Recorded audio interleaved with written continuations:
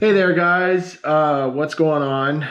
It's John here, and just wanted to make this video, just for reference, I guess, for when I look back at this later on in time.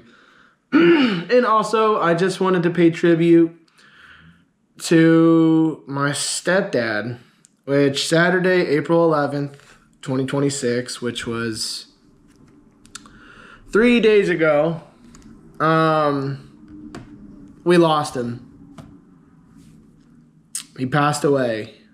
And this hasn't been easy. This has not been easy at all. Craig Cameron, a man that I thoroughly loved, enjoyed being around. He was a mentor of mine. He showed me how to do things. He told me how to do things. He gave me guidance when I needed it. He showed me the ways of the world and told me, hey, this is wrong, this is right. First it's God, then it's family, then it's country. He told me how important it was to vote. He told me important it was to love Jesus and family, and he taught me a lot of things, and I was very, very greatly appreciated. I really enjoyed that. Yeah, he was just a wonderful, wonderful man, and the past 8 years has been hard. For anyone that knew him, he had cancer for about 7 to 8 years. And it was just all through his body. And it would be battles. It would be battles, dude. Like 1 month, it would be crazy spread out through his body. Another month, he would be fine. And it would just be back and forth, give or take a month or two. But for a long time, he had the willingness to live. He wanted to live, dude. He did not want to pass away. But this past year got a little worse. It got to the point where it was just really bad. Like, you could just tell by his voice and his body and his body weight and his body language that, like, it was just not good. And I knew the last time I saw him would be the last time I saw him. I knew that. I just had a feeling in my gut, in my heart, and I just knew it. And I was right. But I'm at peace. I'm at peace with it. I had close to 14 years with him. No, not 14. No, sorry, more like 12. I had 12 years with him. 4 of those years, he was healthy. He was working. He changed his life around. He used to have a pretty toxic life. He was homeless. He was an alcoholic.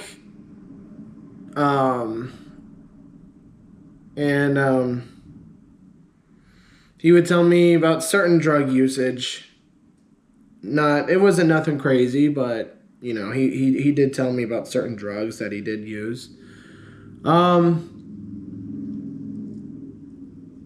he turned his life around. He stopped going to jail. He started getting clean and sober. He stopped taking drugs. He wanted to live a good life. And my mom saw that. And my mom knows good people. And she saw that he wanted to turn his life around and he wanted to do good. And I appreciated that and I respected that. And I'll never forget, it was only one time. There used to be an old AMC movie theater at the Tri-City Plaza right there in Clearwater, Florida. Before they tore it all down and made it all modern the way it is now, there used to be an old AMC movie theater, which was awesome. But I just remember sitting there after a movie and eating the rest of my popcorn that was left over and he was homeless. And I remember seeing him like on a bench nearby, just homeless. And I never thought to myself, man, that guy is going to change my life one day. And I never just thought anything of it. I just thought he was a homeless man, and that's cool. And it is what it is. I just didn't think twice about it, let alone him becoming my stepfather and a very loving, patient, kind man, and him changing my life forever.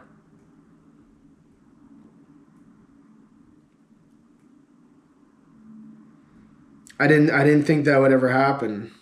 And yet it did. And he changed my life for the past 12 years.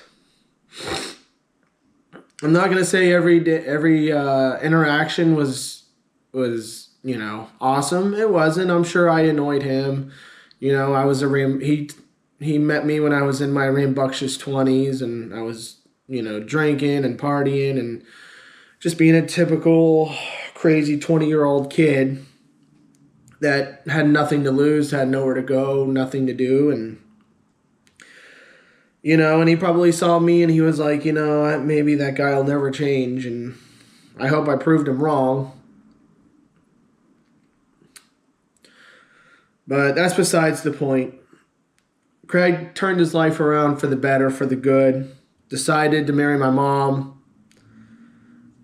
He decided to be my best man at my wedding, which I wouldn't change that for the world. I wouldn't. Looking back at it, he was the perfect man for the job.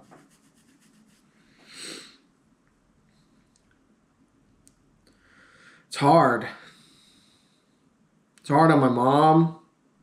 It's hard on me. It's hard on my sister. It's hard on my whole family.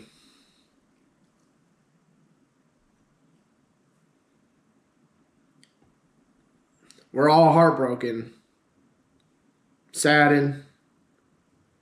He will be missed. However, saying that, I know he's better. I know he's happy. I'm somewhat jealous of him. He's up there with Jesus, and I know he is. He loved Jesus. He loved Jesus. He loved Jesus so much. And I'm so appreciative for him being in my life and just being a great male example of my life, because my real dad is not really present. He doesn't really like me. He doesn't really talk to me. So having someone, a male figure like him, a great stepfather, was exactly what I needed. And I know he's not in any pain anymore. He's not suffering. He's not in hospice care. He doesn't have cancer anymore. He's up there with some of my friends, and it's just, I know he's up there, and I know he's having so much fun. He's not in any pain. He probably doesn't even remember us. He's up in heaven.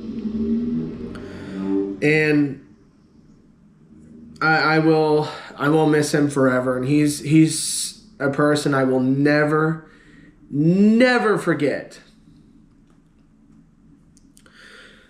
He loved sports. He loved football. He loved the Ravens, the Orioles so much. Fantasy football will never be the same for me. Never. Never.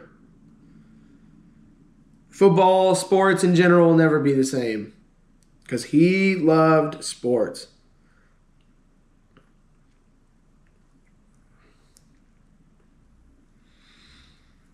This is a hard video to make, man. I'm struggling, but I'm making it. And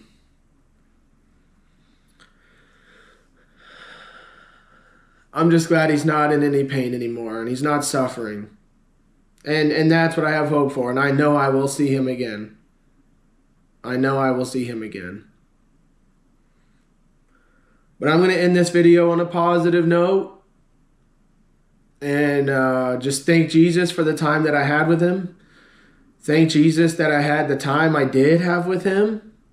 And thank Jesus, for him coming into all of our lives, my mom, sister, my entire family, and just having such a wonderful, wonderful time with him. The times I had, man, I never wanted them to end. Anyways, Craig Cameron, may you rest in peace. Thank you so much for everything. I will see you again soon here. I love you, Craig. Thank you. Thank you for everything. Thank you, Craig. I love you. But yeah, this is the pavilion for Craig's memorial celebration of life.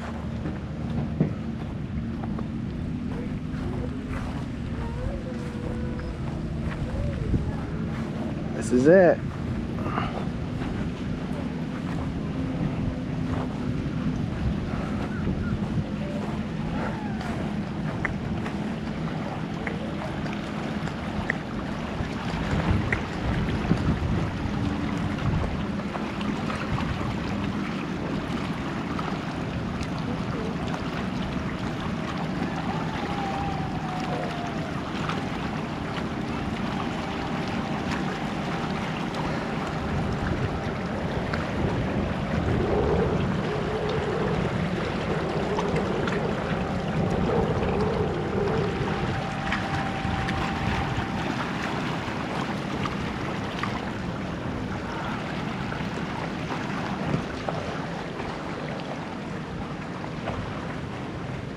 Now here's the pavilion.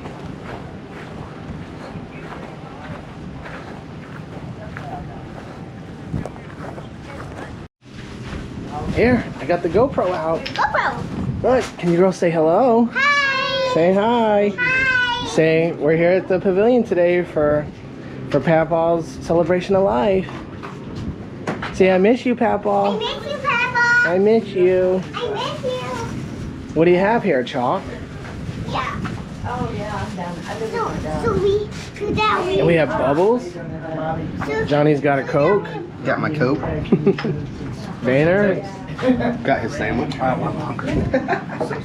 Let's get a video of the. Yes, I remember. Yes. Yeah, we have no ties to that neighborhood now. It's weird. It is weird. Unfortunately, he put me on the board, HOA, as the secretary. So you're secretary. Ouch. Oh, I'm glad to hear that.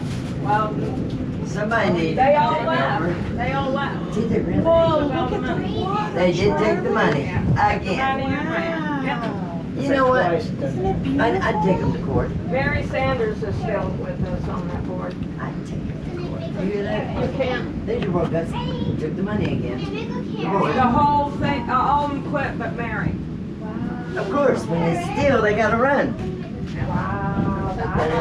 And then wouldn't give us any of the. showed up. He was in the Highlands or something. Here you go. Here you go. I got the GoPro out.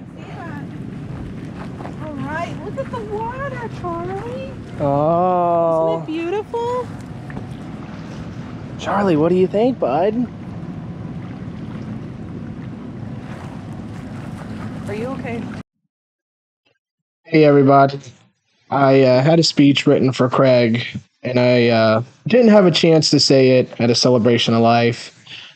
Charlie ended up not having it, so I'm going to say it here. This is my chance to say it. I have it written here, so this is it. It says, "Hello, everyone. My name is John Bias. I am Craig's stepson. I still remember the first time I met Craig at Clearwater Beach, as I sat there and listened to his life story, hearing about his struggles and the depth of his Christian faith. I realized very quickly that he was exactly the man our family needed. He loves Baltimore, he loved the Ravens, the Orioles, and all sports in general. He was the greatest fantasy football player I've ever met. He was bold, he was courageous, he never wavered, never afraid to share his beliefs with others. He was a very understanding man. He was also a man who was willing to fight for what was right. Over the years, I learned many lessons from Craig, but the most prominent was to never give up, even when life felt impossible. We all saw that strength firsthand with his battle with cancer. Even then, he never gave up and never faltered. He put his trust in God and kept moving forward. Craig taught me to cherish people that we love. He showed me that we must take advantage of every single second that we have together while we can. He told me that life was precious and it was fragile. And I feel incredibly blessed that I was able to know Craig as a father figure, as a man of faith.